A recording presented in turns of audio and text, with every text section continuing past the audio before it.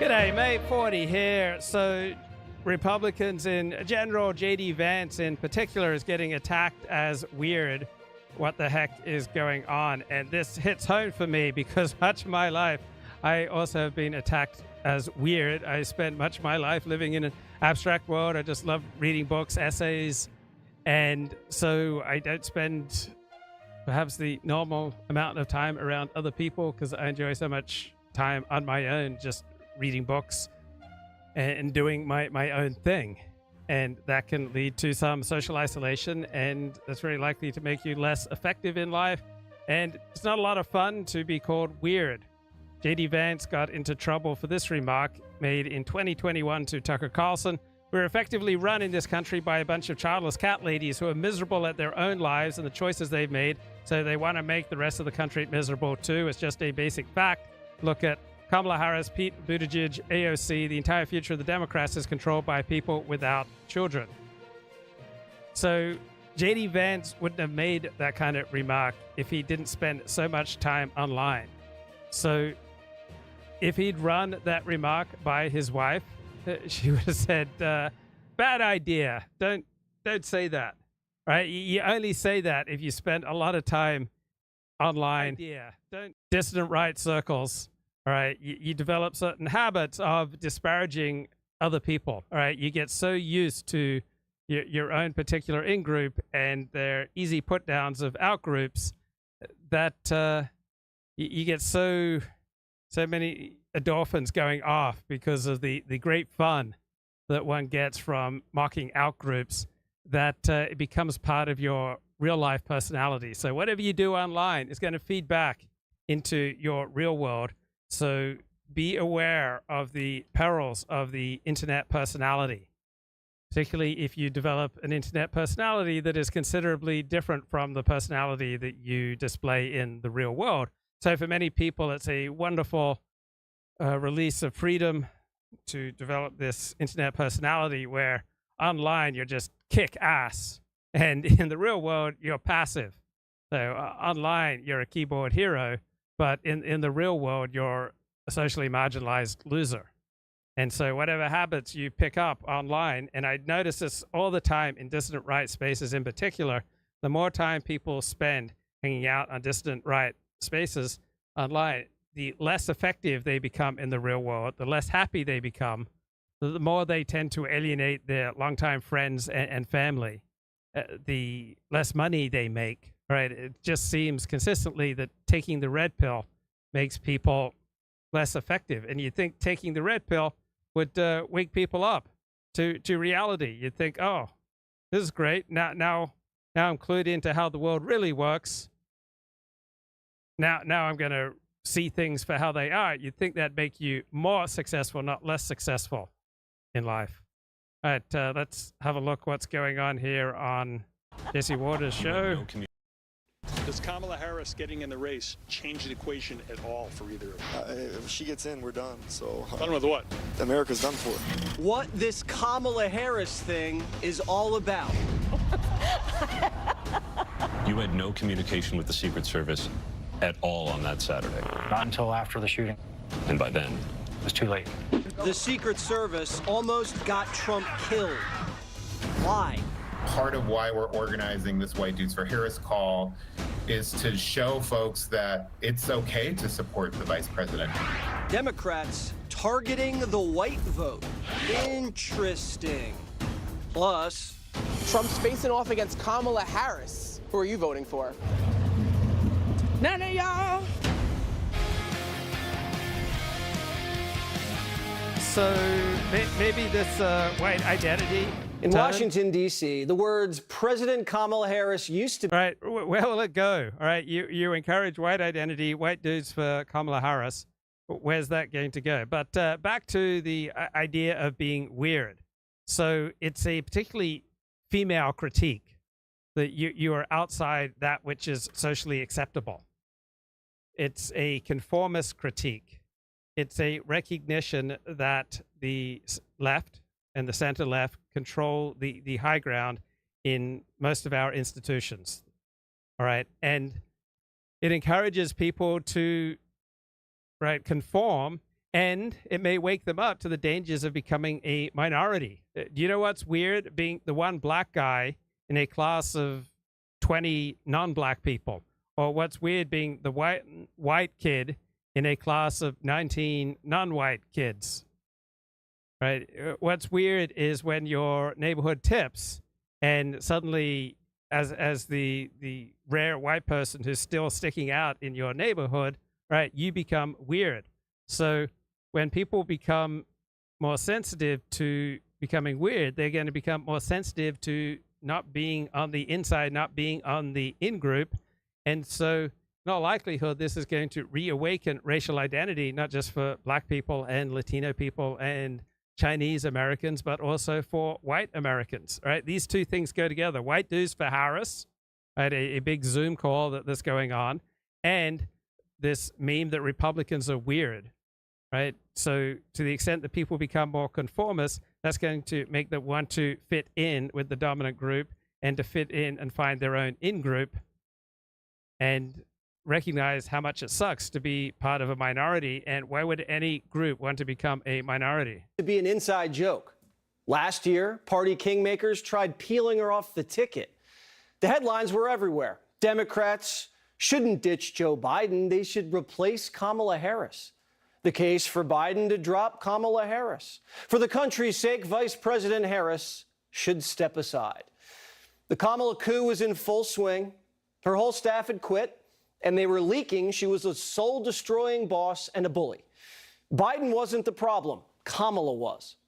High-level Democrats had to rally around an 82-year-old Joe Biden because they feared the nomination of Kamala Harris. Joe Biden was fighting Father Time because he was concerned Kamala wouldn't be able to beat Trump. Alas, Kamala survived her coup, and Joe didn't. But Joe had the last laugh. Investigative journalist Cy Hirsch says Obama dangled the 25th Amendment over Biden's head to get him to step down. Now, Fox hasn't confirmed that, but sources close to the Biden family say Joe gave Barack one big FU. If I'm out, then I am endorsing Kamala, is what Biden said. And Barack's fuming. Sources tell the Post that Obama knows she can't win and is furious that things haven't gone his way. He wanted an open primary, but Biden backed the party into a corner and jammed Barack, which is why his endorsement video wasn't ready. It came almost a week later. So what does the left do when they're about to lose? Lie. They want you to believe the woman they tried to fire is giving Trump fits because she's the next Obama. What he sees in Harris's rise is that she's becoming a cultural phenomenon. And I think that's very difficult for him to process and deal with because it can be very politically potent. The celebrity president with a mugshot and an ear pierced by an assassin's bullet isn't the cultural phenomenon in the race. It's Kamala, the pantsuit messiah. Democrats say she's potentially Obama on steroids.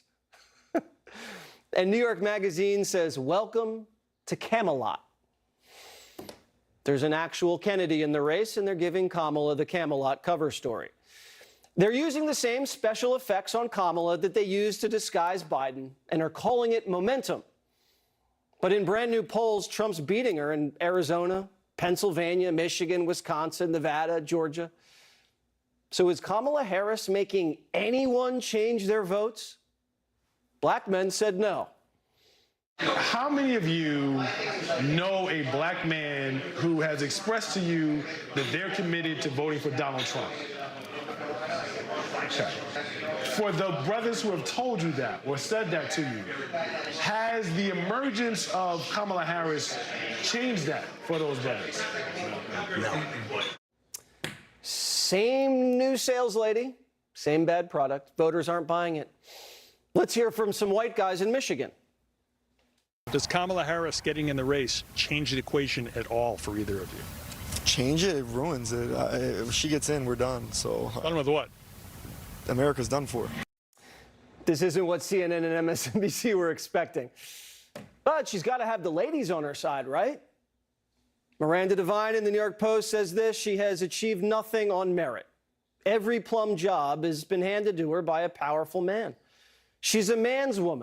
Okay, I think that's an exaggeration, but it is hard to name any excellence that she has displayed. All right, she's been excellent in her sound bites, right, appealing to the Democratic base. All right, she's had those moments of stardom for the Democrats, but as far as actually achieving anything, what has Kamala Harris achieved aside from winning public office? But where has she displayed excellence in the practice of government? Right. I think she has an impressive resume. I think she has an impressive life. I think she has many impressive characteristics as a politician, but it's hard to point to where she's accomplished something that's excellent. Every woman knows the type and instinctively does not trust her. Everything about her drips with insincerity. Democrats can try to rebrand Kamala, but the Biden record's hers. Broken border, crippling inflation, 2 proxy wars. And voters are already realizing Kamala's more radical. Defund the police, abolish ICE, decriminalize border crossings, ban natural gas exploration. That's Kamala Harris. It's on tape. She campaigned on getting rid of private health insurance. She's into slavery reparations. The woman wants government-run daycare, literally the nanny state. You have a baby, hand it to the government raises it for you, cha-ching. That'll be $2 trillion. We can't afford Kamala Harris. She's a dangerous Marxist who wants to turn America into San Francisco. But they're making her into a mythical figure and hiding her record like they hid Biden. So how do they distract us from talking about her record? They're accusing J.D. Vance of having sex with a couch. Not on a couch, with a couch. It's a weird thing to do. And now they're calling him weird. I don't think Kamala Harris is going to pick anyone as weird and creepy as J.D. Vance. Frankly, J.D. Vance, just dumb Vance, is pretty weird. It's not just a weird style that he brings. It's that this leads to weird policies. They're just weird.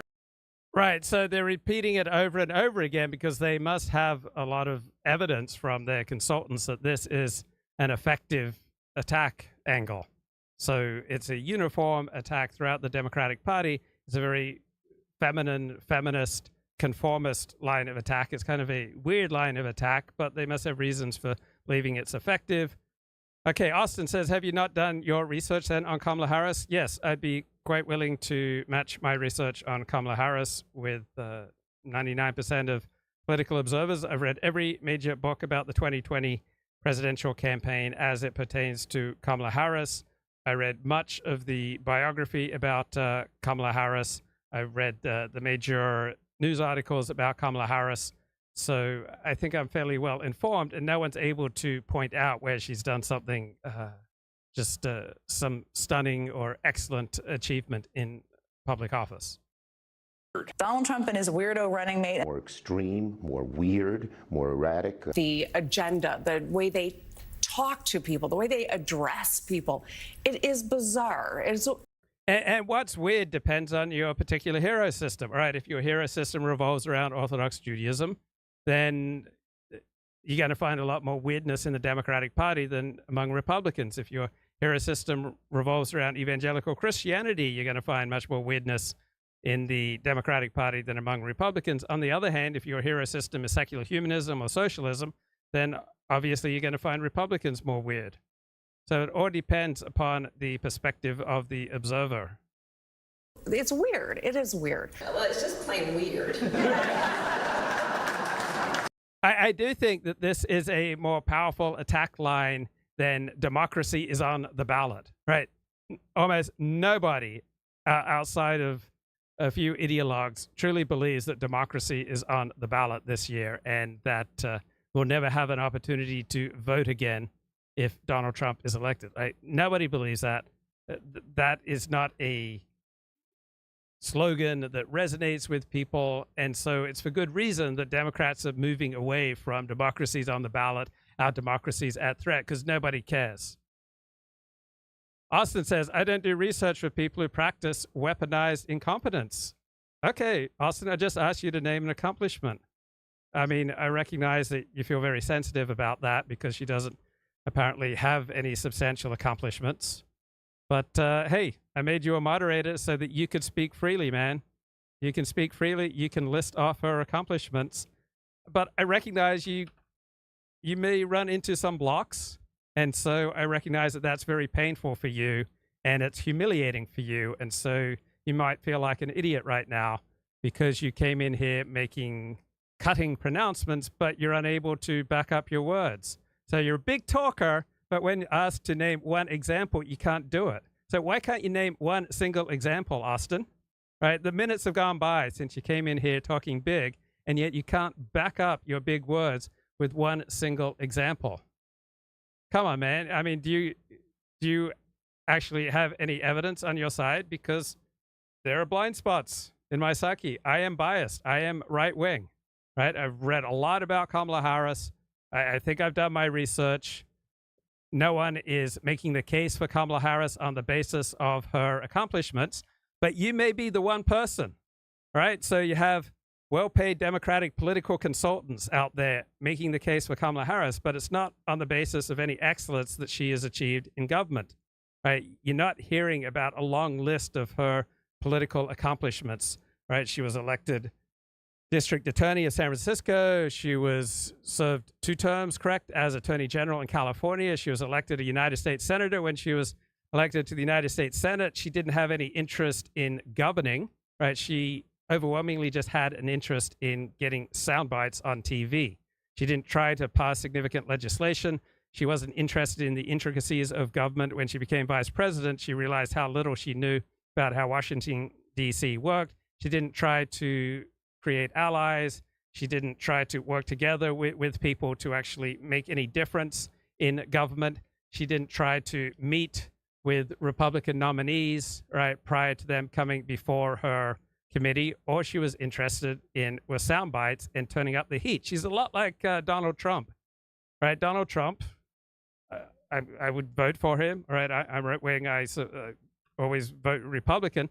But honestly, Donald Trump has not got a long track record of excellence in running things, right? There's no reason to believe empirically that Donald Trump is good at running things. He was not good at running his businesses, and he was not good at running his position as president of the United States. And Kamala Harris seems to be very similar to Donald Trump in that respect, right? They are both good at staging spectacle. They are both good on TV, right? They both can make cutting remarks. They both can command attention. They both have the star quality, but the nuts and bolts of governing does not seem to be something that either Donald Trump or Kamala Harris are particularly interested in. I wish I was wrong, and I look forward to you informing me, but the minutes are going by. And Austin, you remind me of Kamala Harris. You're good at the slashing remark. You're great at displaying contempt, but you can't back up what you say with any particulars, right? All you can do is display contempt and put other people down, but you can't substantiate your own case, right? You can't do the nuts and bolts of normal argumentation, right? You don't have either facts or logic on your side, right? Or you have a cheap put downs. And I guess that's who you are.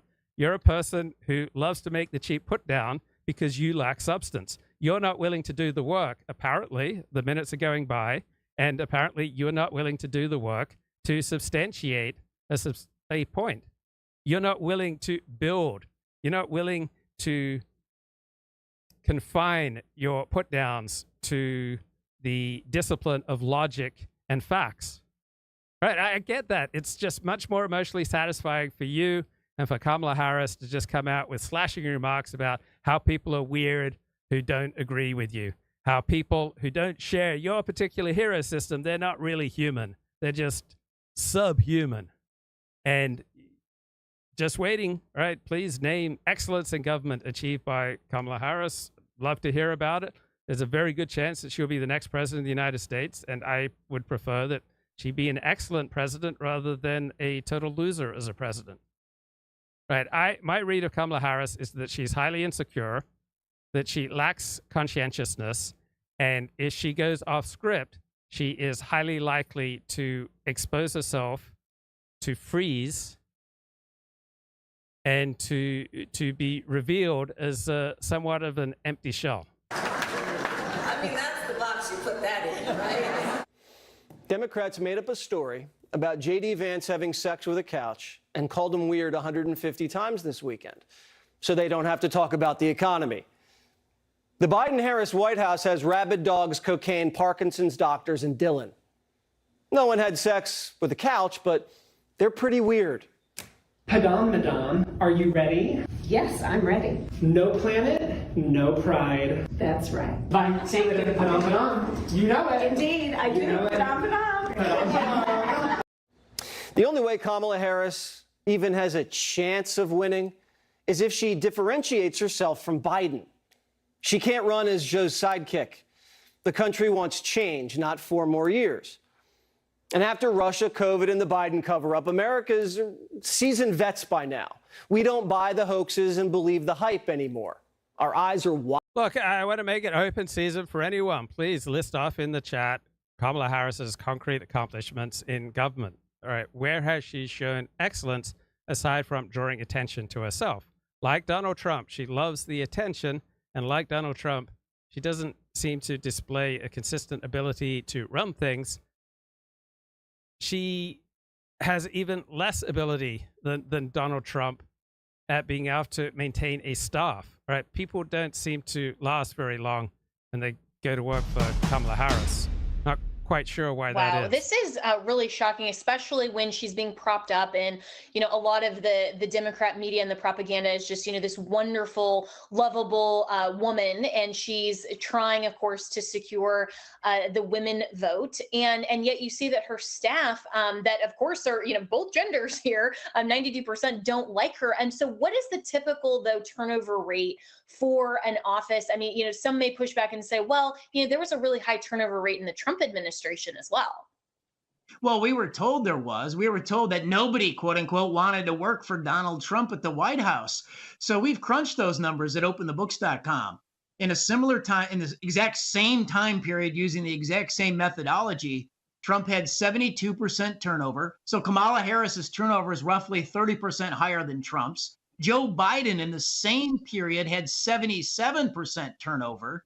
And so Kamala Harris has 91.5% turnover. Trump had the best run office as compared to Biden and Harris.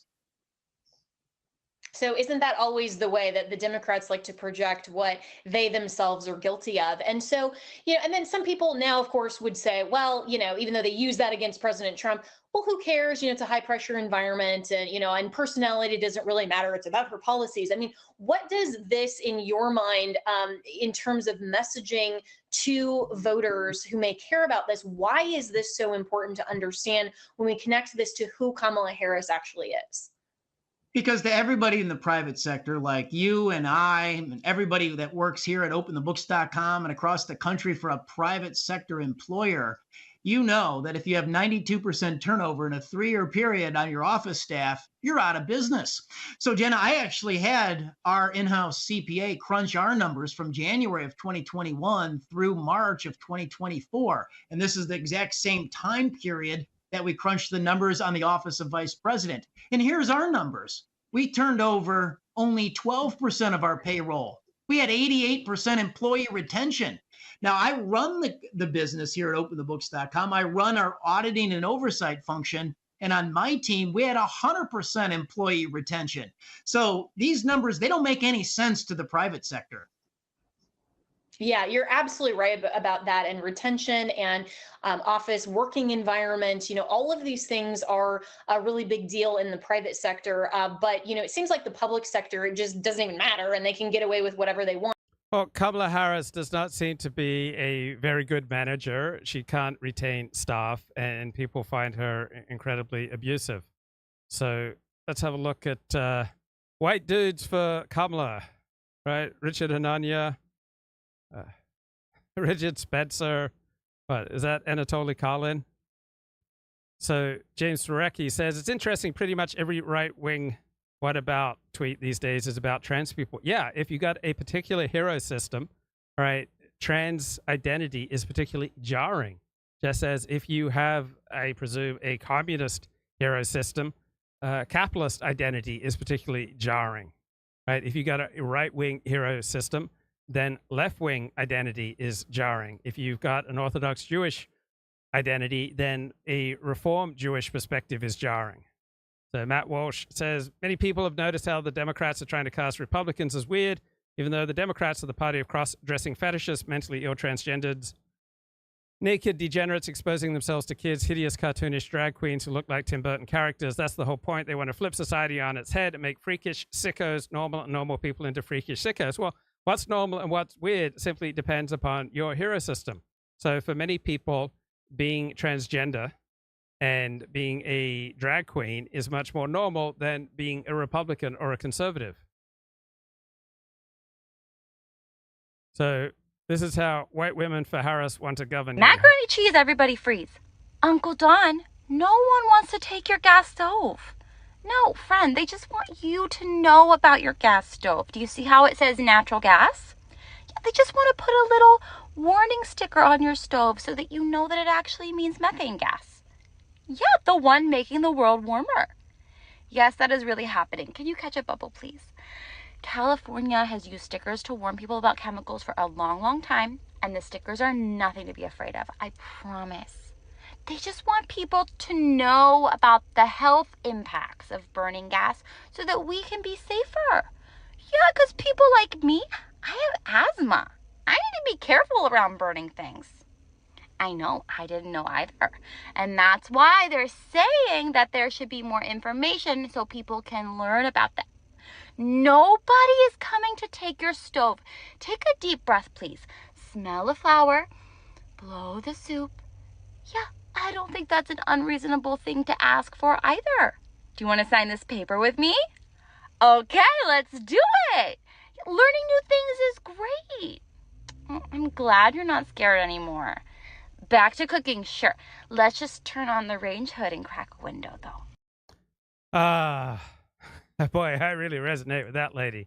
The whole liberal, you're weird thing is funny because it reveals their dependence on bourgeois social norms and their terror of being in the outgroup.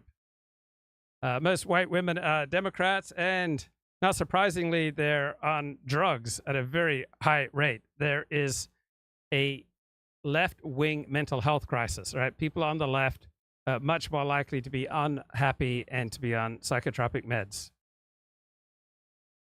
J.D. Vance vindicated here. As white women, we need to use our privilege to make positive changes. All right, here's the lovely lady we just heard from. Ariel Fodor, affectionately known as Mrs. Frazzle to her combined audience of over 1.5 million followers, is here to help gentle parent us through this election. Thank you. Hi, everybody. I am so honored to speak today. I am like shaking to just be among such incredible company. We are here because, as if you were here earlier, you've heard BIPOC women have tapped us in as white women to step up, listen, and get involved this election season. This is a really important time, and we all need to use our voices and influence for the greater good. No matter who you are all influencers in some way. So tonight, I'm going to share some do's and don'ts for getting involved in politics online and navigating the toxicity that comes with it. And spoiler alert, as much as the toxicity can come from the outside, it can come from us too. Wow, she reminds me of so many of my female teachers. So first, don't isolate yourself. We can do our best work when we're in community together like we are tonight, because the toxic feels smaller when we support each other. But don't make it about yourself. As white women, we need to use our privilege to make positive changes. If you find yourself talking over or speaking for BIPOC individuals, or God forbid, correcting them, just take a beat. And instead, we can put our listening ears on. So if a BIPOC person says that 2 + 2 = 5, you should not correct them. If you don't think that you should ever correct them, then you're saying that they're not worthy of dignity. I mean, what kind of human being is exempt from criticism, right? Why would you sacralize them so? Do learn from and amplify the voices of those who have been historically marginalized, and use the privilege you have in order to push for systemic change. Okay, I can't take any more from her. We're witnessing a surge in white pride in the Kamala Harris campaign that is unprecedented in the post-civil rights I'm era. proud to be a white woman today.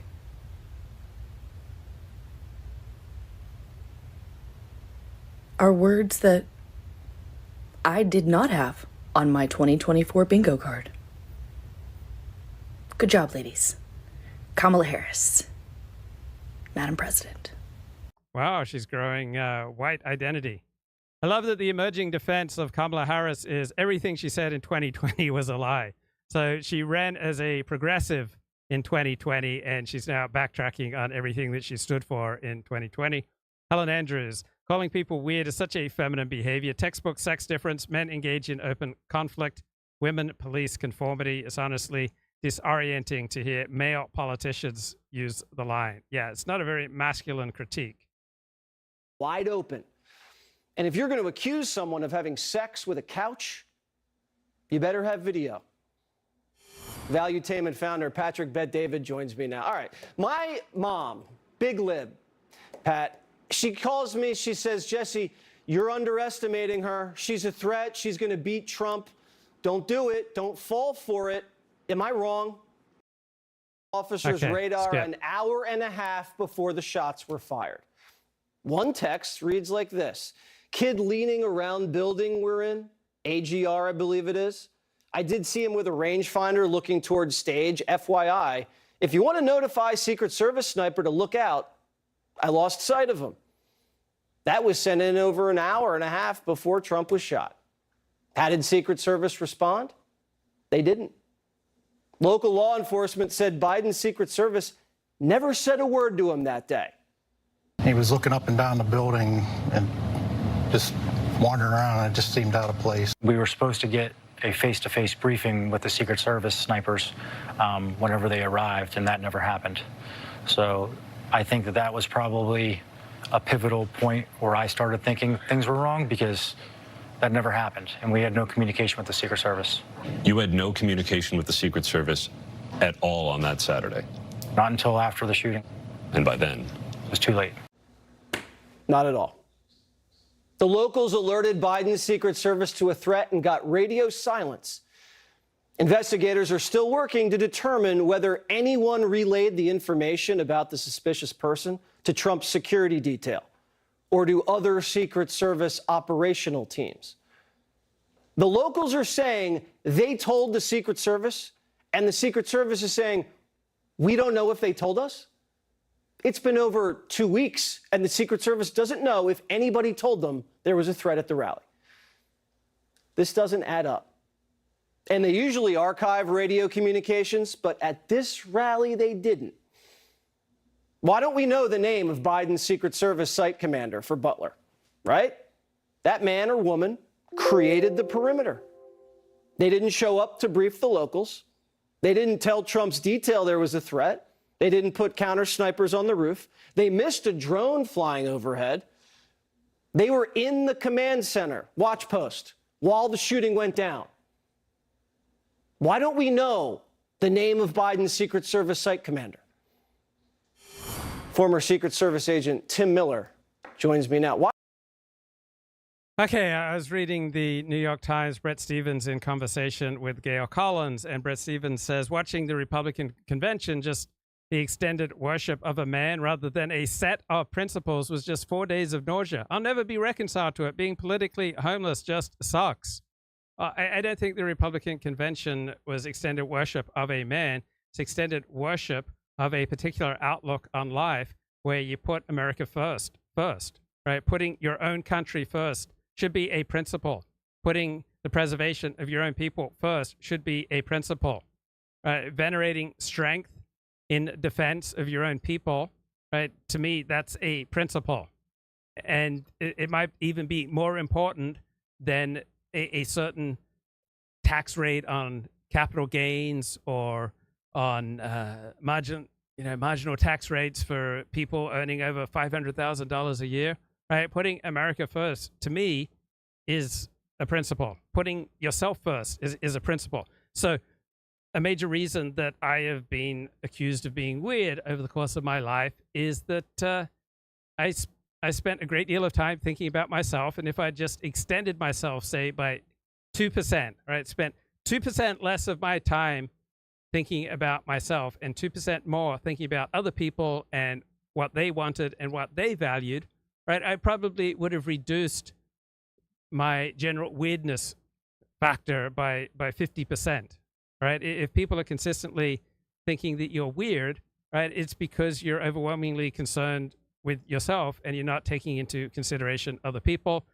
And often you'll develop that toxic e-personality online where you'll say things like J.D. Vance did, castigating Democrat leaders as a bunch of cat ladies, and then you transfer that e-personality into the real world.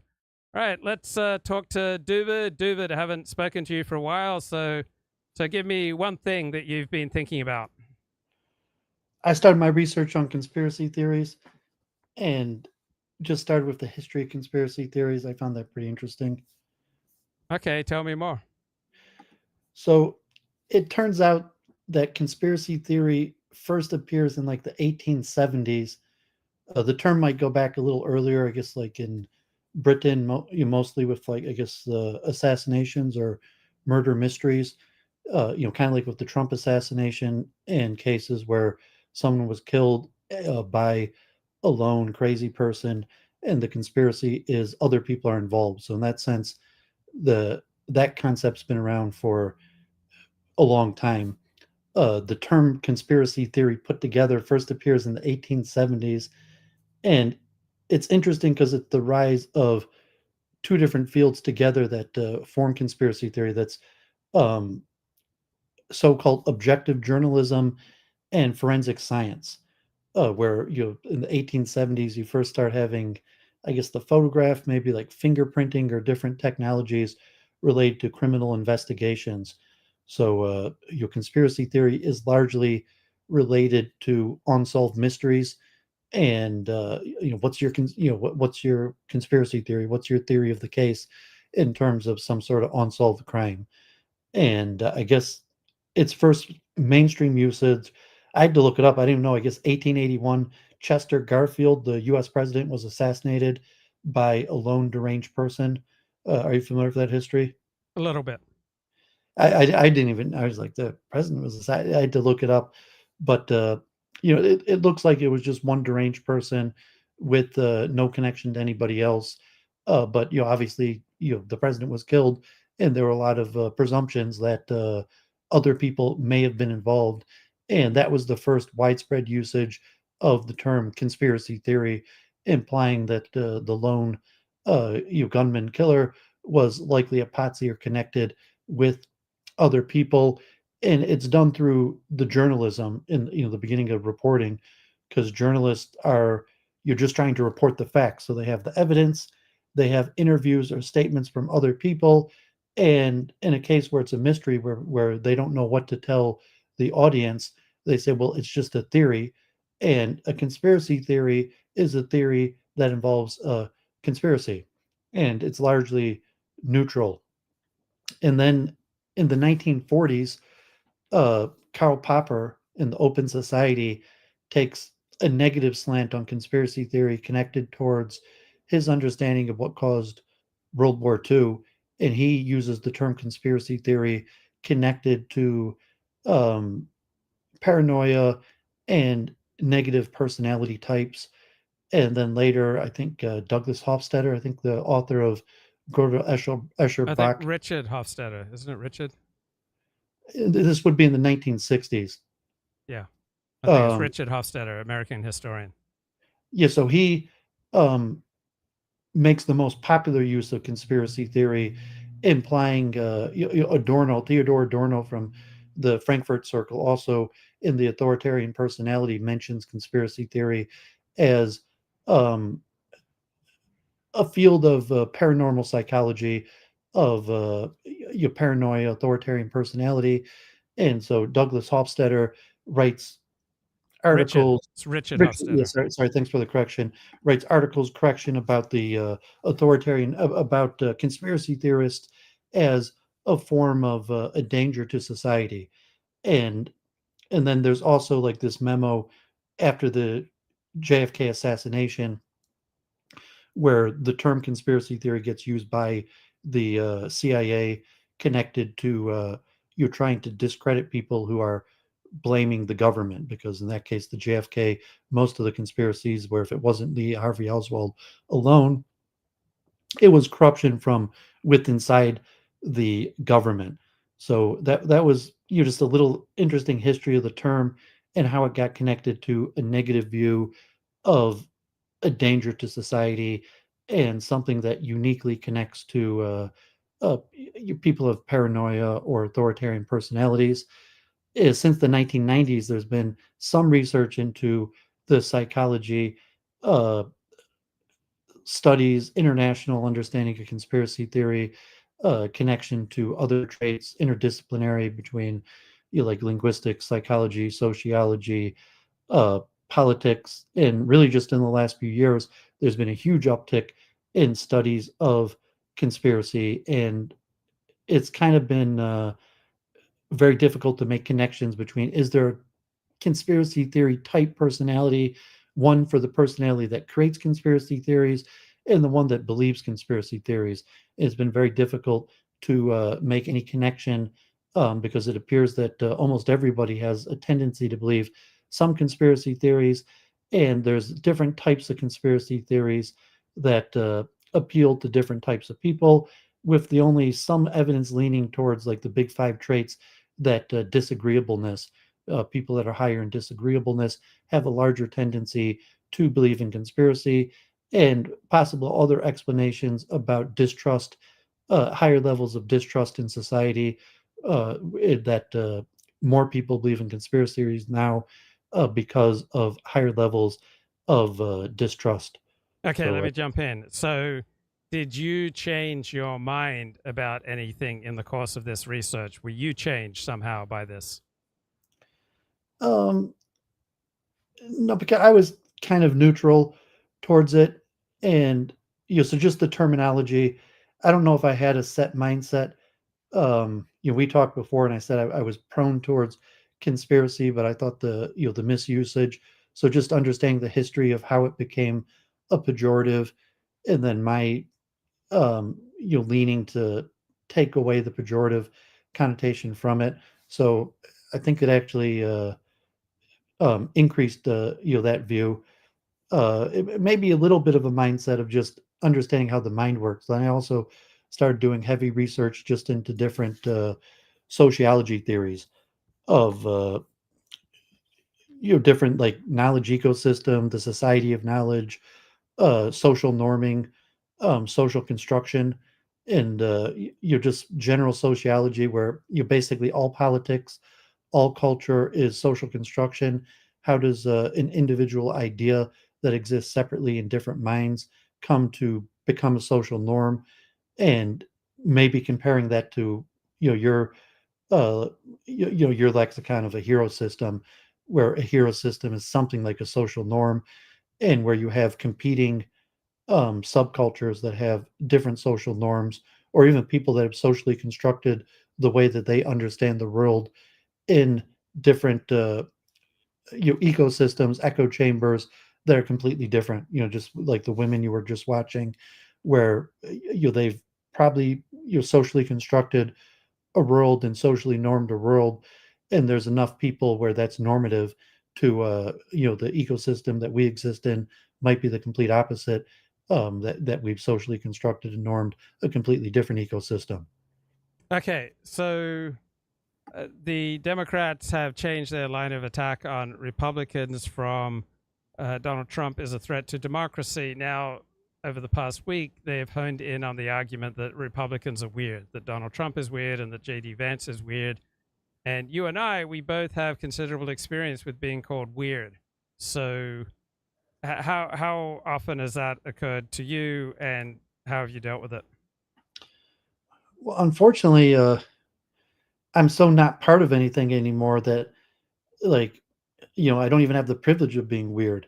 So, I mean, you have to actually be part of a social group and regular social gatherings for people to consider you weird, as opposed to just being, invisible or not part of anything. Yeah, but at one point you were part of some things, and you have, I'm sure, been called weird. And so, how did you deal with it? What caused it? What role has being perceived as weird played in your life? Well, I mean, from an early age, I embraced weirdness, being an eccentric, and I learned to create a unique niche for myself in different social environments. Usually, where basically I was weird because I didn't follow basic social norms, but I had a certain use or value within the ecosystem that at least a few people like, oh, that's Dooovid. He's valuable to the collective, even though he's weird in the sense that I don't follow uh, the social norms that would have made me normal. When you follow the news, when you deliberately tune into news or discussion of the news, there have to be certain dominant emotions that you expect to feel. So, what comes up for you when you pay attention to the news, and what are the most familiar emotions that wash over you when you take in news? Almost completely detached.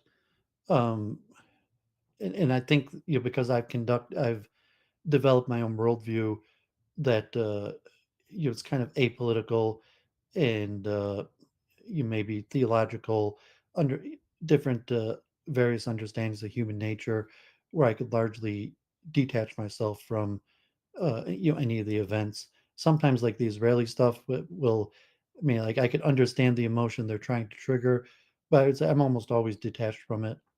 Okay, well, what emotions come up for you when you delve into a book that you want to read on science? I'm pretty detached. I mean, saying like, I could like, because I've done so much meditation over the years, I could feel the emotions entering me. If it's anger, jealousy, pride, joy, uh, agreement, disagreement. Um, so usually, because I've done the basic meditation, I just observe my own mind. So if so I'll Okay, so tell notice. me the emotions that come up for you when you pick up a book that you're really excited to read. Well, all the emotions come and go. So I Yeah, but just there like are certain dominant emotions that come because whenever continually engage in a certain activity, it's because we get certain emotional reinforcement from that activity. So, what precisely happens for you when you pick up a book that you're interested in reading? I'm not sure if I have an emotional connection. Like say I if I have an emotional flow, I just notice it and then I'll try to understand, oh, that's interesting that this is triggering a certain emotion. And then usually the emotion passes and usually very quickly, like usually within a few seconds. So I won't harbor on an emotion, whatever emotion it brings upon me.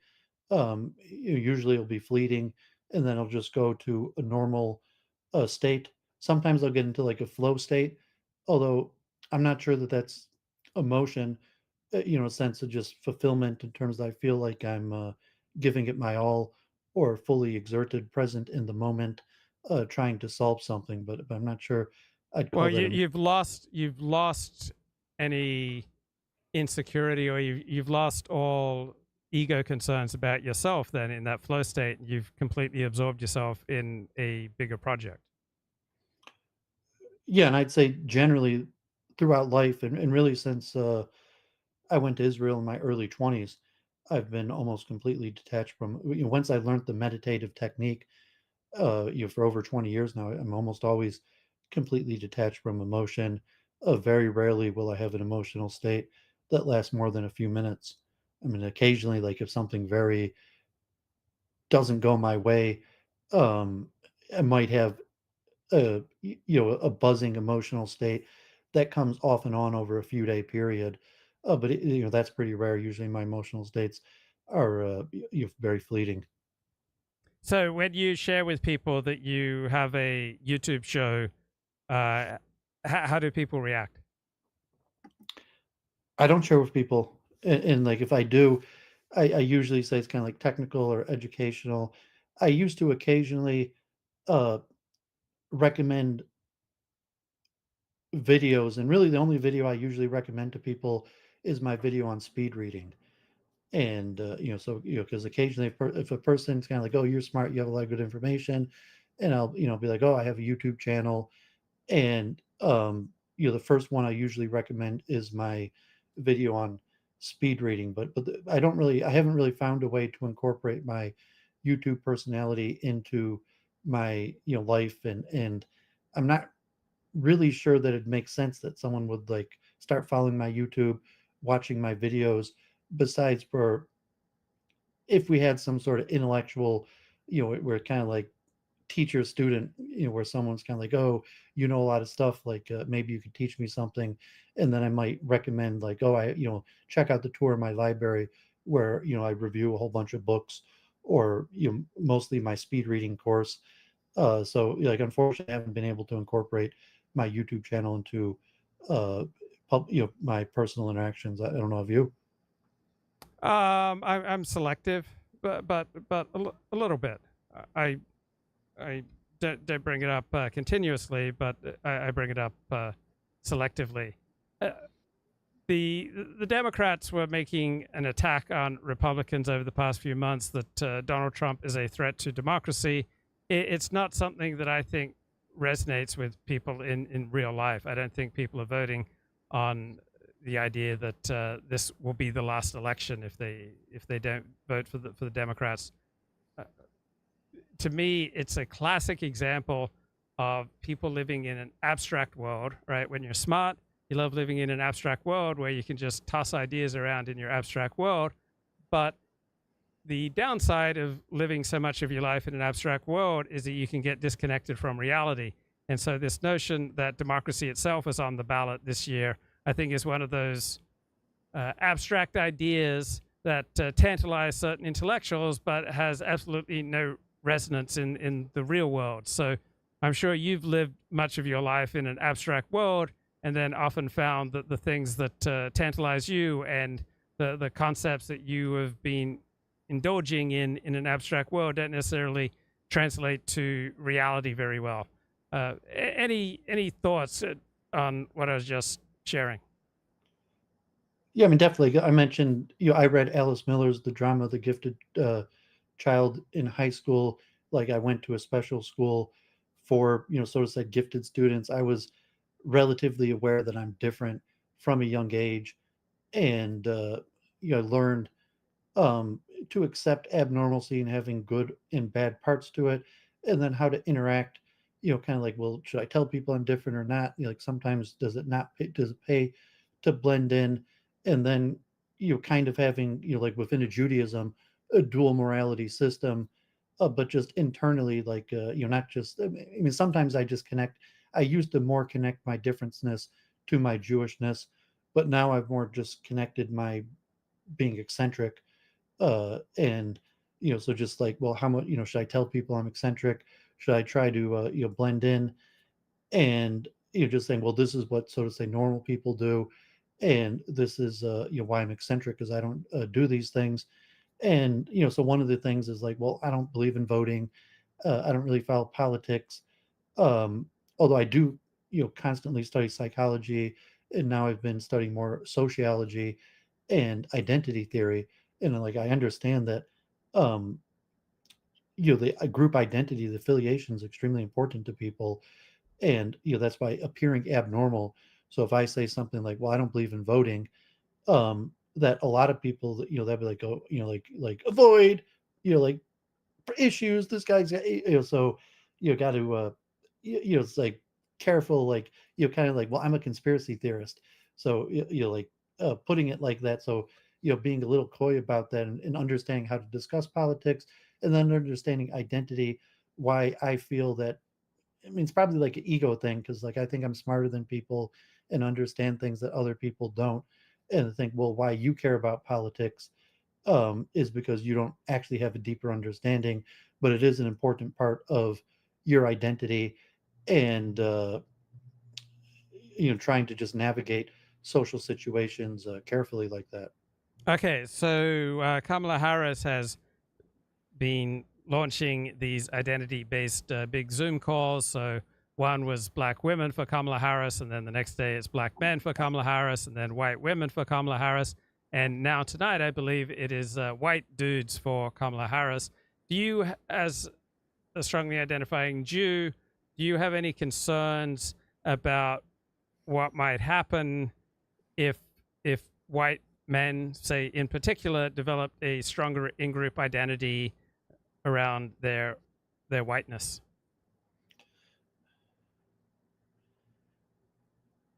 Yeah, I'm not sure. I mean, like, it depends, like, in terms of politics, because, like, okay, like, especially the older generations, you want to feel like you're a good citizen, you're a good member of society. And generally, the way to do that is through voting by civically engaging, as where maybe, I volunteer or do other activities and don't really consider that, civic engagement or politics that important. So in terms, like, people usually are just within their echo chamber, and then, when we're out in public at larger functions where, so to say, the public, the commons, you see other people that have other ways of doing things, and you just self-select generally to be around the people that you're agreeable with. And then occasionally, for extenuating circumstances, you might choose to affiliate with people you're not agreeable with for business purposes or social reasons, or particular reasons. And then, politics in the news is the reality breaker that, like, you're in a bubble. Everyone knows that they have social norms and a social construction that is not universal, even though we might delude ourselves into Right, but thinking. you've often expressed your fear of intense white identity and the blue-eyed white man. So that's what I was asking you about. You've expressed this fear in the past. Is it something that you've changed on? No, I mean, I still think, I mean, if you're like prediction of the future, I think, like, yeah, that's likely. And I still think our country's probably going to balkanize. I'm not even sure that we're going to survive the, you like Richard Spencer, I'm not sure we're going to survive the 2024 election. Although, relatively, I live in a place where whites are the minority. So if whites are organizing collectively, um, as a minority in a multicultural area, that comes out differently than whites organizing as a majority.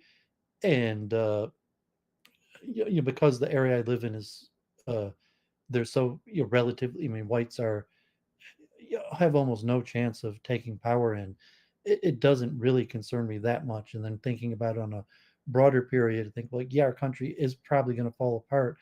And then, just well, what can I do about the fact that our country is going to fall apart? Not much. So I don't dwell on it that much anymore. When I first started streaming, I thought maybe, like, I had my theories and ideas, like we could save the union and we could save America and come up with a way to all get along together and teach white people to accept multiculturalism and immigration. And say, I've had so little success, very little white people have been agreeable to my recommendations for them, that I stopped giving them. Okay, so the Samantha Woll murder trial resulted, I believe, in a vote of not guilty for the accused murderer. How has that been received in the Detroit Jewish community? Because I'm not really part of I haven't been to, like, synagogue and events to see in person. So her family. So I mean, first of all, there were 4 charges. So he was only found not guilty on first-degree murder, on second-degree murder. Michigan has slightly different classifications, but on second-degree murder and home invasion, there was a hung jury, and he was found guilty of lying to the police. And they have another 2 weeks to decide whether they're going to retry him.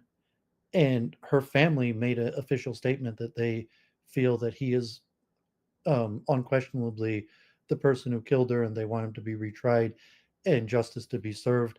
I don't feel that's the case. I think it's very difficult in the Jewish community to have an opinion on it, because of the larger racial, political issues attached to it. So I think the Jewish community largely just wants to move on. And then also, God forbid, if he didn't kill her, it's most likely a Jew on Jew crime. And the Jewish community, even, to solve the murder of our beloved Samantha Woll, probably doesn't want, all of our dirty laundry being aired and our community being investigated to find out who killed her. And if you had a response to that, I'll mention one other very interesting point, possibly related to Jewish law. Yeah, I didn't have any response, so go ahead. So I saw an interview with the defense attorney, and he mentioned, like, she was in accordance with Orthodox Jewish law. She was buried the next day, and they did a speedy autopsy, and just like the assistant technician who wasn't even a doctor performed the autopsy, and then she was buried the next day. And that likely had pressure from higher political forces. Could have been the governor, attorney general, or someone that was able to allow the burial without the autopsy. And the reason why the autopsy is important is because we don't know the time of death.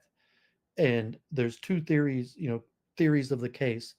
One is that she was killed about 4:20 in the morning, which is the time that this guy, Michael Jackson Blanos, was in the area breaking into cars, and there's a little blip in her security system. So if he was the one who killed her, it would have happened at 4:20 in the morning.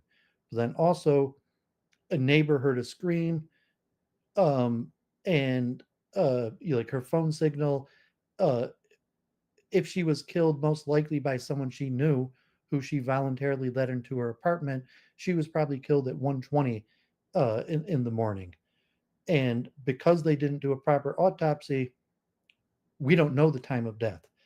And that was brought up, like a different, the defense brought a different medical examiner that, they actually threw out, they disallowed his testimony that said it was likely a crime of passion, from the nature of the stabbing, not a burglary. But he did testify that the autopsy was not conducted properly. They didn't take cell samples. They didn't do enough things. And had they done these things, they probably could have conclusively determined the time of death. And why that's important is because had they done a proper autopsy, likely we would have been able to rule out or demonstrate whether it was Blanos, because if it was Blanos, like I said, she was killed at 4:20. And if she was killed at 4:20, it'd be extremely likely he's the one who did it. And if she was killed earlier, it would be impossible that Blanos did it, and he would unquestionably be innocent. So the question in Jewish law would be, is it more important to be buried the next day or to convict the killer? And so, like, the family who chose, like her family, I guess, had the power to make the decision to have her buried the next day and not have a thorough autopsy conducted. But now that they still want to, press charges and have this guy Bolanos retried, and saying, well, it's kind of your fault because you insisted on the next day burial, and had you not insisted on the next day burial, we would have enough evidence to determine whether he was the one who did it or not. Right. So traditional Jewish law frowns upon autopsies. And perhaps that played a significant role in the lack of a conviction. Okay, Dooovid, I'm going to move on. Any final words for today? Yeah, I don't know if there would be if there would be a case, I don't know enough about Jewish law. I'm not in the circles to even ask if it was known, so to say, to burial the next day, or the person who killed her is going to go free. And would the Jewish law say, no, next day burial is so important that it's better that the person who killed her goes free than to postpone the burial and have an autopsy? So this could be a case like that in Jewish law. So I don't know enough. I don't even know what halakhic authorities to ask, but I was just thinking about that the other day. So yeah, God bless. Always nice to talk. Okay, Appreciate that. good to talk to you, Dooovid. Thanks, man. Joe Biden told us he passed the torch to Kamala to unite the country. And the country's so united that Kamala Harris is holding a big fundraiser tonight for white dudes. where they're, quote, coming together to create a space of trust where white dudes can support each other and work to elect Kamala Harris the next president of the United States. Who are Kamala's ambassadors to white America? You've got some big Democratic names who are set to be on this Zoom call. You have David Hogg, who is with us right now. You have Roy Cooper, the former governor of North Carolina. You have Transportation Secretary Pete Buttigieg, Congressman Adam Schiff. Lots of big names. Trump has Hulk. Kamala has Mayor Pete. Here he is at the White Dude fundraiser. Listen. I'm a policy guy. I've never been totally comfortable with the truth that no matter how much you believe in your policies, so much of politics is just vibes. Having said that, the vibes right now are incredible. My husband Shasta and I were home over the weekend and stopped by. Oh, God, I wish I could have heard what happened over the weekend with his husband. And did you notice all of Kamala's VP candidates are white guys? We haven't seen a Democrat candidate target white men like this since George Wallace. There's nothing wrong with appealing to white men. The majority of the country is white, and whites kind of decide elections. We were told Kamala was going to rebuild Obama's rainbow coalition, but now she's selling white dudes for Harris hats? Is Trump allowed to sell white dudes for Trump hats? Kamala isn't just trying to win over white dudes. She's making a play for white ladies. Her campaign put together a white woman fundraiser that's being called Karens for Kamala. Rule number one, listen to black women. BIPOC women have tapped us in as white women to step up, listen, and get involved this election season. As white women, we need to use our privilege to make positive changes. If you find yourself talking over or speaking for BIPOC individuals, or God forbid, correcting them, just take a beat. And instead, we can put our listening ears on. Use the privilege you have in order to push for systemic change. As white people, we have a lot to learn and unlearn. Tommy Sotomayor is a radio talk show host, and I cannot wait to unlearn. Okay, so there is a professor who apparently specializes in white identity. Here's a review. The audio is just 1 month after the Black Lives Matter riot started in the summer of 2020. The Associated Press announced that they would start capitalizing the word black when talking about black people or the black community in any. That's not what was supposed to happen. Come on, That's man. what was supposed to happen. Story that used the word, since they were now considering it a proper noun, which are capitalized, like people's names and the names of cities and buildings. And people couldn't help but notice that after they started doing that, they left the word white with a lowercase w whenever talking about white people. Then they issued a statement saying that they were not going to capitalize the W in white people because, quote, white people in general have much less shared history and culture and don't have the... Can you believe that? White people have the biospirit of the West in us, such that, which is, you can understand as instinct, such that you can put us anywhere on planet Earth, anywhere in the solar system, anywhere in the cosmos, and we produce Western civilization, Western culture. There is nothing more fundamental to a shared existence. Why does the AP have this as aspect of their style guide? Because it's anti-white as all hell. Anti-whites operate the AP. Anti-whites are the ones coming to the conclusions about what should and shouldn't be done. These are the same people that were deleting anti-white and anti-whiteism from all of the dictionaries, which is why back in the day I thought that I neoterized anti-white and anti-whiteism because it wasn't in the dictionaries. So, and then of course they talk about they don't have an experience of being discriminated against because of skin color. No one, again, this is anti-white narrative. No non-white. So no white guilt. He's got a channel on YouTube with almost 26,000 subscribers. White people are being discriminated against in the West. It's warranted hyperbole because there isn't any systematic. Everything, all of the discrimination and persecution is aimed at white men and occasionally and increasingly at white women. Thank the good Lord. because we know here very well, white women did not make the decision in a large enough. So no white guilt. He's changed his rhetoric or just become much more careful. It's quite an achievement to be able to keep a YouTube channel going with the name No White Guilt. Percentage to stand with their men. In fact, you find many white females today, it's like every generation, more of them will refer to white males as white boys. So what's that again, honey, about your getting kicked in the ass, getting shit kicked out of you on the lacrosse field by the guy or by the girl who was born a guy? Yeah, I give a shit. That might actually be, honestly, those games I might go to and watch. I might turn that on. If you got some dude who's just like going down the field, just crushing everything that runs, that'll be funny as fuck. I mean, seriously. Could you imagine? The guy's like going down the field with that stick and he's like, "Gah!" And she like jackknifes around his elbow, hits the ground. Ambulance is on call just 24/7.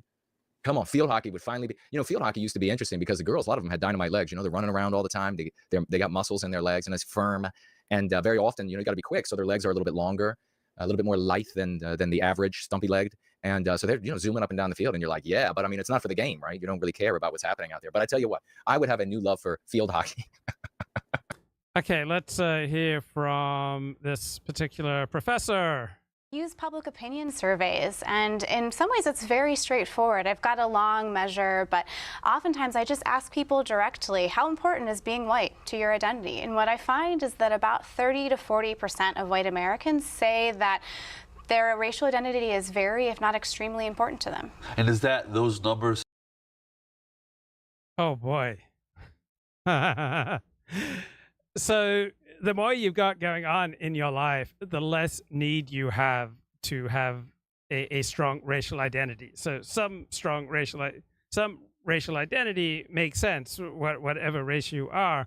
But for most people, their life revolves around their family, right? If you are all in on taking care of your family, then you're not going to have as much time for these wider racial, ethnic concerns, right? So the normal person's focused on his family, focus on his job. All right, if you're a surgeon, if you're a dentist, if you're an accountant, if you've got your own business, you're not going to have much time or energy to focus on white identity. So she's talking about people here who don't have a lot going on in their lives, who did not go to university.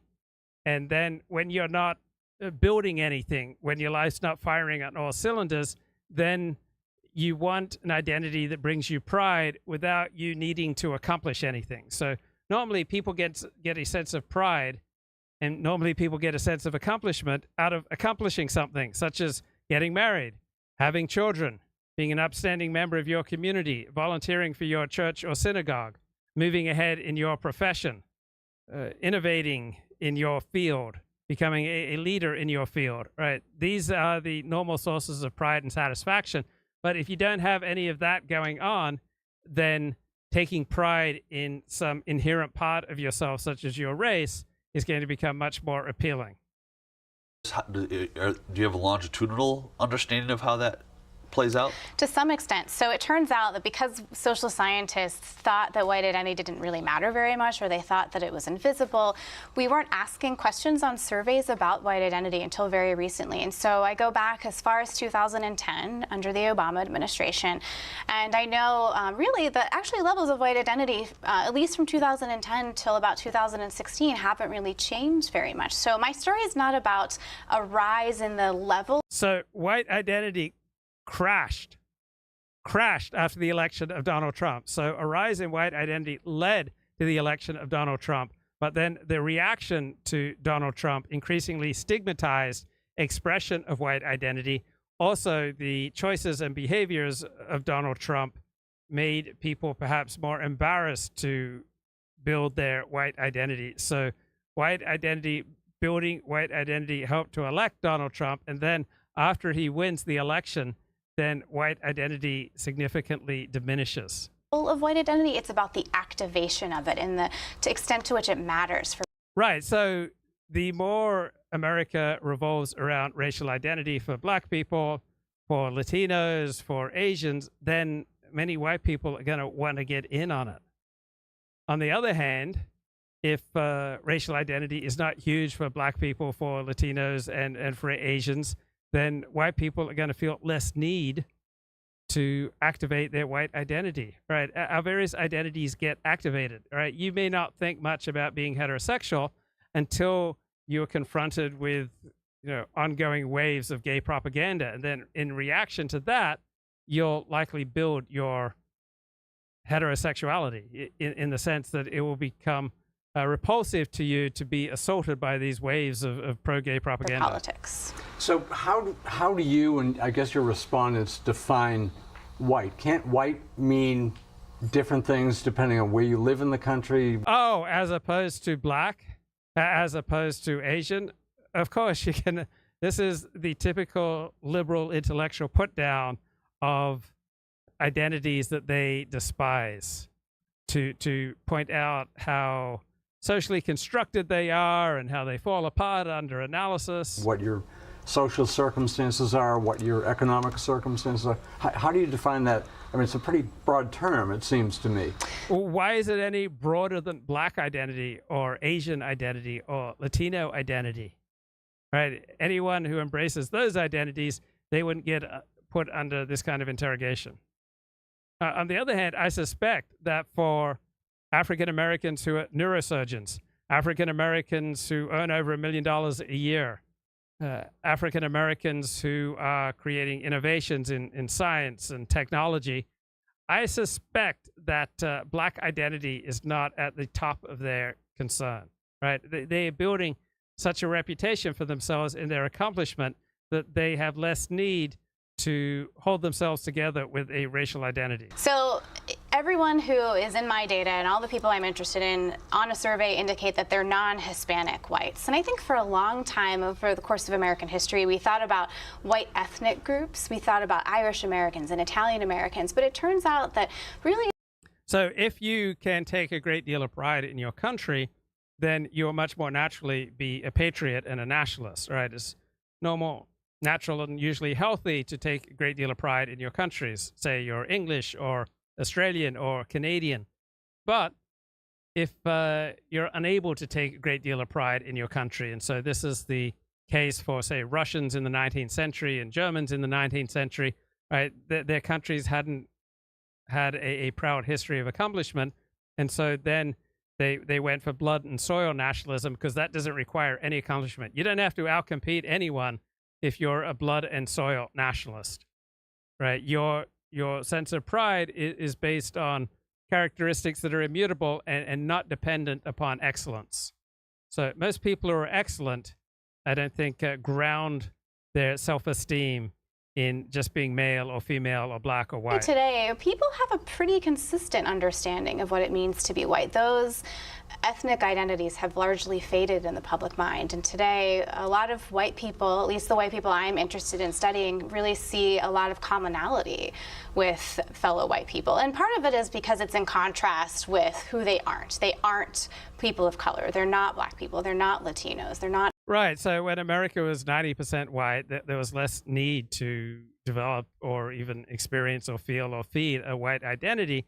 But when there's a tremendous amount of anti-white rhetoric, right, during, say, the late Obama collapse, right, where anti-white rhetoric became dominant coming out of the presidency and his administration, then in reaction to that, it makes sense that people will build up a white identity. If you're constantly getting bombarded that being white is bad and that blacks deserve reparations, which is one of Kamala Harris's campaign platforms from 2020, right? She believed that black people deserved reparations.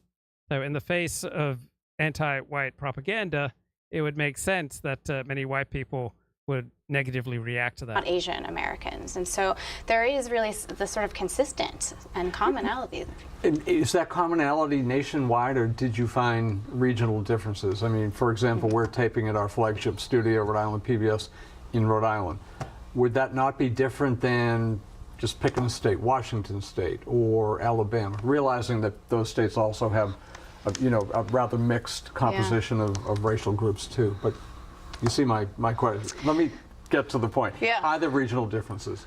There aren't many regional differences. In fact, the place we'd probably most expect to see them would be in the South, right? So if we think about race and the legacy of race and the extent to which people sort of talk about race, then the South is often the place that social scientists go to look for racial differences. And certainly whiteness and thinking about white identity seems like it might have been really relevant in the South too. And I think that there probably is some truth to that. It's actually hard to uncover with public opinion data because there are so many people who have moved into the South. And we don't often ask people on our big social surveys, were you raised in the South? How long did you live there? And I suspect if we had more of those questions that we might find some differences with respect to South versus non-South. But really, if you look across the Northeast or the Pacific Northwest or even in the Midwest, there's actually a remarkable level of consistency with the extent to which people identify as white and think about themselves in this way. So there aren't merely many regional differences. So how does white identity manifest itself? If we leave the politics aside for right now, if we're talking about white identity, how does it manifest itself? So to some extent, it's people feeling like they see themselves as being white. They think of their family members as being white. Their communities are white. They also tend to attach. The key is that they feel under attack. All right, they notice that everyone else gets in on the racial spoils game, and they notice that their communities and their sacred spaces and maybe where they come from, all right, that their identity is disparaged and diminished and overcome by floods of non-white people who are often hostile to them. So life experience, all right, during the late Obama collapse provoked many Americans to develop a white identity that after Donald Trump won election, they were able to let go. A lot of these sort of things that we think of as kind of part of American identity with being white. So they see themselves as mainstream Americans. If you ask them, what do you associate with whiteness? They'll often talk about things like baseball and apple pie, these kind of very traditional symbols that we think about as being part of what it means to be an American. But they see those things as deeply associated with what it means to be white too, which is what's interesting. So let's get into the politics. White identity, we've talked about that. We talked about white in identity. How does this affect politics and both on the... So I think John Derbyshire made this point. Tens of millions of Americans don't particularly care to be around black people, and these Americans overwhelmingly vote Republican. The regional and sort of local level, you mentioned cities are becoming increasingly diverse, but also on the national level. So that's a lot of questions that I've given you this. Yeah. Let's start on the regional or state level. How does that affect regional and state politics? So to answer this question really well, I want to make an important distinction, and I want to kind of unpack what I mean by white identity politics from what we think of as racial prejudice, because that's a really important component here. So social scientists have spent a lot of time trying to understand what white racial prejudice looks like. We've been thinking about this since the 1950s. And I think she's onto something. Just because you have a white identity doesn't mean that you loathe other groups. But the stronger your white identity, the more likely you are to have fears and negative feelings about other groups. Just as the stronger your Jewish identity, the more likely you are to have negative feelings about non-Jews. The stronger your Christian identity, the more likely you are to have negative feelings about non-Christians. 40s, coming out of World War II and Nazi Germany. And so when we've studied white racial attitudes generally, we've often been interested in what do white people think about people of color? And particularly in the United States, how do whites think about blacks? And so we spent a lot of time thinking about the animus or the hostility or the resentment or the negative stereotypes that some whites have toward these groups. And we think that that explains racial inequality. It explains why some white people support particular political candidates. We know it explains why they oppose a lot of policies. And people's attitudes towards blacks, towards Jews, towards gays is going to have a great deal to do with their experiences, all right? If blacks are committing a lot of crime, or Jews are committing a lot of crime, or gays are committing a lot of crime or spreading a lot of diseases, that's going to cause negative repercussions for their group. All right, people don't just develop their feelings about outgroups out of nothing, right? They are reacting to the reality of life that they experience and that they see and that they hear about. that are meant to help achieve greater levels of racial equality in the United States. And so that's kind of the lens which we've often thought about race and racial attitudes mattering. And what I'm arguing is that there's another force at play here now, one that wasn't necessarily always part or central to American politics. That's more Right. So if you're an academic, you have to be familiar with the literature on your particular area of specialty, and then you have to create some kind of distinction with all the work that's happened before. You have to create value, right? It's not a matter of sharing something that's on your heart. You have to create value, and this is what she's trying to do here. episodic, but that some whites aren't motivated at all by a dislike for people of color. Instead, they're motivated and they see the political world as being about trying to protect their group and their status and the privileges that they get as part of being. Right, and I find this largely fatuous. All right, if you're trying to protect your group or if you love your group, you're going to hate that which threatens it. And that's true if your group is Muslims or blacks or Christians or Jews or white people, right? If you love your group, you will hate that which threatens it. And when you work to protect your group, this will develop some negative feelings about outgroups that threaten your group. White. And so that means that when politicians at the state level or at the national level talk about wanting to limit immigration, talk about wanting to help white people, wanting to do things for particular groups, a lot of whites in a way that they might not have been in previous years are really responding to that. They like those politicians. There's a discordant quality to that. No, not really discordant. It makes sense. All right, every form of life tries to create an environment around it most conducive for its thriving. If you want the technical biological term, it's called niche construction.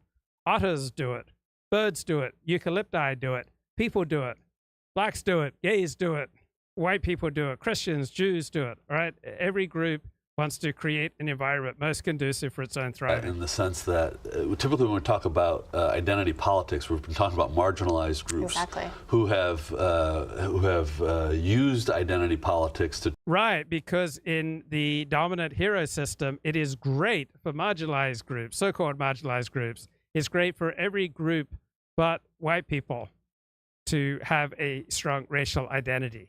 Right, that's the dominant ethos in the West. That's what dominates our institutions. Identity politics is great for everyone but white people. But for Republicans, right, the votes are where the white people are at. Right, the easiest way for Republicans to win elections is by appealing to white people. Democrats have consciously chosen to become the party of black people. Republicans will have more electoral success if they choose to become dominantly the party of white people. To try to level the playing field. What is the sense of grievance that motivates white identity? Now, you have to be deliberately obtuse. If you have any kind of identity, you will have a sense of grievance. If you have a strong Seventh-day Adventist identity, you can have a sense of grievance about the Catholics. If you have a strong Catholic identity, you can have a sense of grievance about the Protestants. If you have a strong Muslim identity, you can have a sense of grievance against Christians and Jews. If you're Arab, right, you're going to have likely to have a strong, grievance against Jews and against Christians, right? Any kind of identity is going to have a sense of grievance. It's not nearly as incredible as this man makes it out. Or the sense of loss that motivates white identity. Oh, well, you had a country that was 90% white, and now it's about 55% white. And every other group gets affirmative action and racial spoils. Why would you not expect a sense of grievance on the part of many white people? Now, I don't think going around with a profound sense of grievance is a great way to live, right? I think most people are better off walking around with a sense of grievance at no more than, say, a 3 out of 10, right? Very few people are well-served walking around with a racial sense of grievance at a 5 out of 10 intensity, because it diminishes your ability to be happy and effective in the world. Well, exactly, it is. It's a sense of loss, and there are a number of things that we can point to, right? So for one, we know that because of immigration and demographic change, the whites are losing their numerical majority in the United States, and there's been a lot of news coverage about this, really, since But numerical majority is different from losing rights. Sure, but for a lot of whites, that's deeply symbolic, and it's No, it isn't. If numbers matter, right? Anyone knows that. If you are all about Jewish identity and Jewish building for the future, numbers matter, right? If you're an African American who wants to build up African American power and influence in Los Angeles, numbers matter. Right? If you're any kind of activist, you understand that numbers matter, even if on the books you've got equal rights. Right? Law is never carried out exactly as it appears on the books. Law is always carried out by people who have subjective experiences. I was reading about the Secret Service, and there are all these ethnic and racial factions in the Secret Service. Blacks in the Secret Service would try to promote other blacks. Latinos would try to promote other Latinos. And this was frequently done at the cost of efficiency, excellence, efficacy, all right? All sorts of horrible behavior was covered up by, for example, often it was Latinos in power would cover up for the horrible behavior of other Latinos. Black Secret Service officers would sometimes try to cover up for the bad behavior of other black officers. Southerners, right? White Southerners in the Secret Service would often try to cover up the bad behavior of other white Southerners. So there are all sorts of racial cliques in the Secret Service where they try to protect their own and promote their own and surround themselves with their own kind. And this did not always lead to excellence. It's indicative of the potential for whites to also lose out politically. And of course, you know, during this period of time in which we've seen massive immigration, we've seen demographic change, we've also seen these other consequences. Right. Why would you not want a school district that runs according to your priorities rather than a different group's priorities? Why would you not want a district attorney, a mayor, a police chief, a police force, right, that runs in alignment with your priorities, not some outgroup's priorities? Consequences, right? The election of the nation's first black president, deeply symbolic for some whites of a shift in political power, right? For the first time, there's not a white person. There wasn't a white person who was president. And so a lot of these whites are worried that they are losing their numerical majority, that they're losing their political power and status, and that potentially as the country becomes more diverse, that they're going to basically lose the privileges that whites. So she hasn't said it yet, but these are overwhelmingly people without a university education. So it is more cognitively demanding to try to navigate a diverse world, right? It's just much more difficult. You're going to have less social trust, less social cohesion. You have to make a lot more choices. You have to make a lot more smart decisions. So for the high IQ, they are much more likely to thrive in a more diverse area than for the medium IQ. Right.